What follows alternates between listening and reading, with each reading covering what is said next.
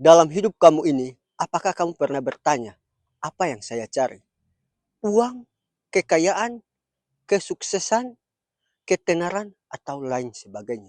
Dan hari ini pertanyaan ini juga datang kepada kita. Yesus menanyakan hal ini juga datang kepada kita. Kita bisa melihat di Yohanes 1 ayat 38. Di situ berkata, ketika kedua murid Yohanes datang dan mau mengikuti dia, maka Yesus bertanya kepada mereka, apa yang kamu cari? Dan dalam pertanyaan ini kita harus renungkan. Kenapa? Karena pertanyaan ini juga datang kepada kita. Kalau kita melihat kedua respon murid ini, mereka mengatakan, di manakah engkau tinggal? Itu artinya mereka mau lebih mengenal Yesus lebih dalam.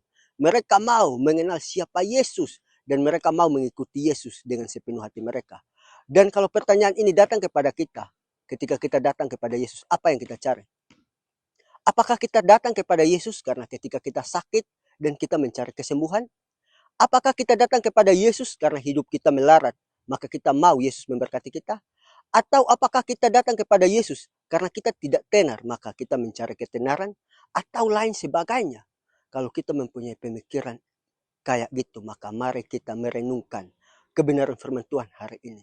Yang Yesus mau ketika kita datang kepada dia, bukan karena kekayaan, bukan karena ketenaran, bukan karena nama besar, bukan karena kesuksesan. Tetapi yang Yesus mau adalah kita cari dirinya sendiri. Kita cari siapa Yesus dan kita mau mengenal dia lebih dalam. Itu yang Yesus cari. Jadi saudara-saudara yang terkasih dalam Tuhan, mari kita merenungkan pertanyaan ini. Dan kita melihat di hati kita, apa motivasi kita ketika kita datang kepada Yesus. Kalau di antara kita mempunyai motivasi yang salah, maka kebenaran firman Tuhan hari ini datang kepada kita. Mari kita merubah motivasi kita. Yaitu apa? Yaitu ketika kita mengikuti Yesus, yang kita cari Yesusnya. Yang kita cari kasih Yesus. Yang kita cari pribadi Yesus. Supaya apa? Supaya lewat pribadi Yesus ia dapat mengubah kita. Dapat menguatkan kita dan dapat menyelamatkan kita. Kalau kita cari kekayaan, ketenaran, kesuksesan, maka itu pasti membuat kita kecewa ketika kita tidak mendapatkan hal itu. Ketika kita tidak memperoleh hal itu. Jadi marilah ubah cara pikir kita. Marilah ubah motivasi kita.